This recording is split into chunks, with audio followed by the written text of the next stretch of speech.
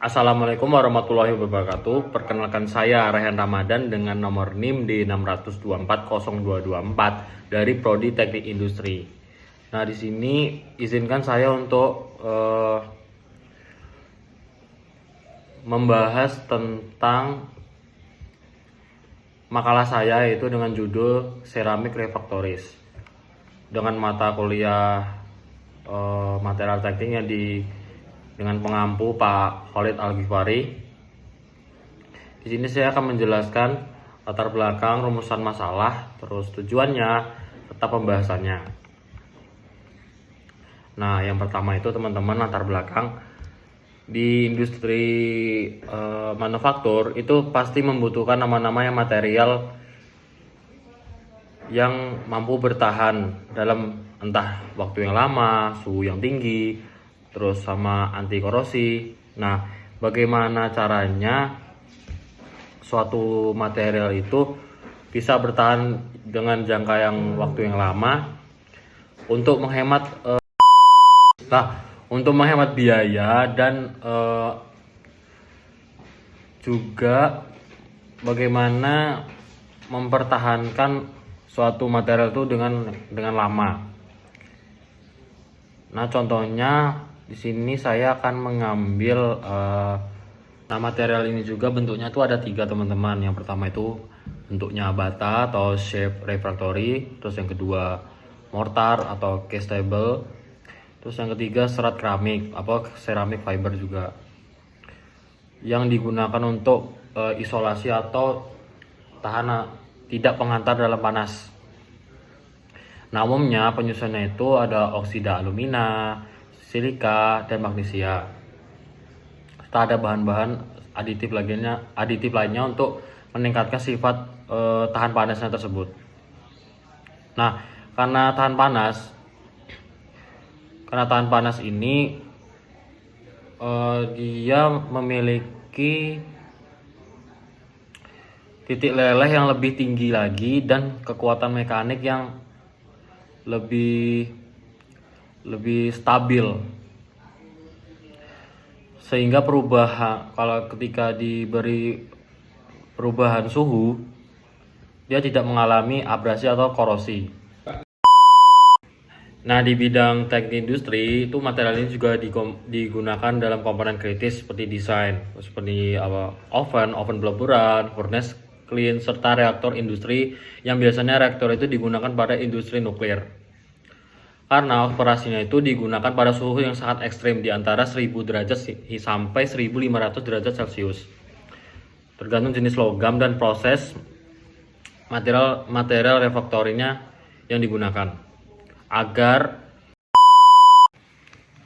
yang tadi itu pengertian seramik, yang kedua ini struktur seramiknya. Nah, di sini tuh strukturnya tuh mikro, yaitu berupa butiran, porositas, sama leher-leher antar butir pada seramik ini, yang mempunyai peran yang sangat krusial dalam menentukan ketahanan material terhadap suhu yang sangat ekstrim.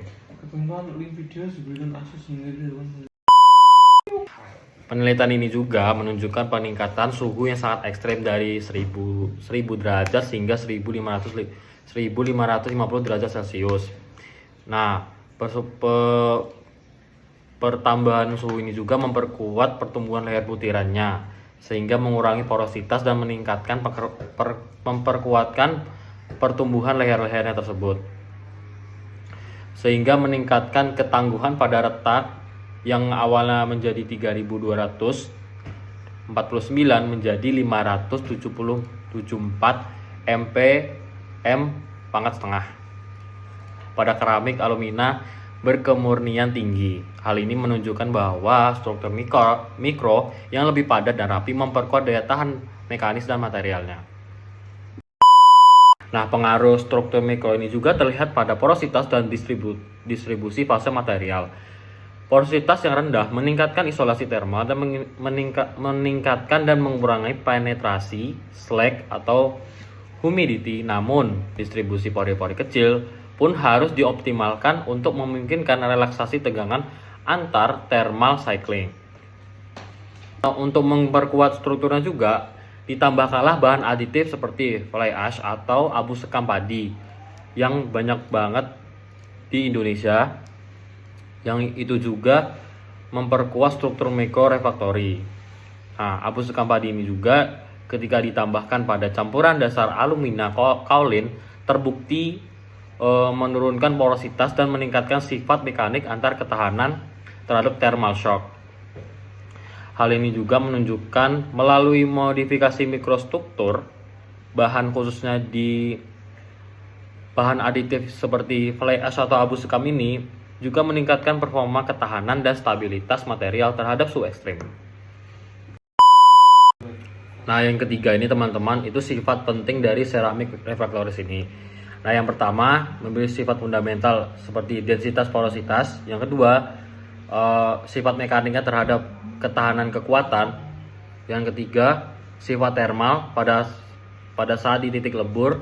Yang terakhir, kemurnian pada sifat inert atau slack resistance pada refraktorinya.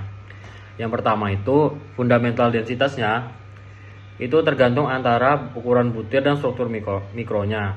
Nah, porositas merupakan volume pori terbuka yang mempengaruhi penetrasinya serta konduktivitas panas yang dialirkan dari. Porositas merupakan volume pori-pori terbuka yang mempengaruhi penetrasi slack, konduktivitas panas, dan ketahanan terhadap thermal shock yang idealnya 20-25%. Nah, semakin rendah porositas, maka semakin tinggi juga densitas atau kekuatan tekan. Namun harus tetap menjaga kemampuan untuk melepaskan tegangan thermal. Yang kedua, sifat mekanik terhadap kekuatan tekannya. Nah, ini kekuatan tekan juga berkaitan juga dengan modulus of rupture atau ketangguhan dan resistansi terhadap abrasi. Nah, ketangguhan ini juga menjadi tolak ukur performa ceramik refraktoris ini juga. Nah, bagaimana ceramik refraktoris ini mengukur daya dukung beban pada suhu kamar, suhu rendah, suhu tinggi, agar bisa menahan beban di suatu kondisi apapun. Yang ketiga itu sifat thermalnya pada titik lebur sangatlah penting dalam aplikasi suhu tinggi. Nah, agar bisa dipakai di suhu yang tinggi ini, maka dipakailah proses Kiln furnace atau reaktor industrial. Terus refraktoris industrial juga menunjukkan kemampuan menahan deformasi di bawah beban serta suhu tinggi. Sifat thermal dalam refraktoris ini, bagaimana material tersebut tahan terhadap titik lebur atau suhu yang tinggi. Nah, bagaimana thermal expansion coefficient atau disingkat TEC itu harus serendah mungkin agar material dapat mempertahankan dimensi, mencegah spalling dan cracking selama operasi dan pendinginan. Yang keempat, kemurnian dan komposisi kimia juga mempengaruhi sifat inert atau slack resistance dari refraktori ini. Nah, material yang bersifat netral, contohnya seperti alumina dan magnesia, menunjukkan resistensi terhadap asam maupun basa, sehingga cocok digunakan untuk lingkungan yang sangat korosif. Sifat kimia ini juga ditentukan dari struktur fase dan ikatan antar butir refraktori material. Dengan ikatan yang kuat dan fase inert memiliki ketahanan korosi yang lebih baik. Nah, porositas juga berkaitan dengan erat slack resistance. Semakin kecil pori-pori, dia maka mencegah pula penetrasi zat lelehnya. Namun harus tetap seimbang agar tidak mengorbankan isolasi dan konduktivitas thermalnya. Ini contoh urutan pembuatannya. Yang pertama, diawali dengan proses pemilihan bahan baku yang tepat. Contohnya seperti alumina, silika, kaolin, dan magnesia. Beberapa limbah di industri juga memiliki seperti fly ash atau abu sekam padi yang sering dimanfaatkan untuk bahan-bahan dari material tersebut. Yang kedua, pembentukan atau shaping, di mana bahan baku yang sudah disiapkan yang tadi dibentuk sebagaimana desain produk yang diinginkan. Teknik pembentukan ini meliputi die pressing, semi dry pressing, sama casting, tergantung produk yang diinginkan. Nah, setelah pembentukan itu tadi atau grand body, kita memasuki tahap kritis, yaitu proses sintering atau pembakaran. Proses ini juga diperlukan pada suhu 1100 hingga 1600 derajat Celcius, tergantung material dan aplikasinya. Nah, setelah sintering, produk ini tidak langsung dikeluarkan dari ovennya tersebut, tapi harus melalui proses pendinginan juga yang secara perlahan dan terkendali. Nah, mengapa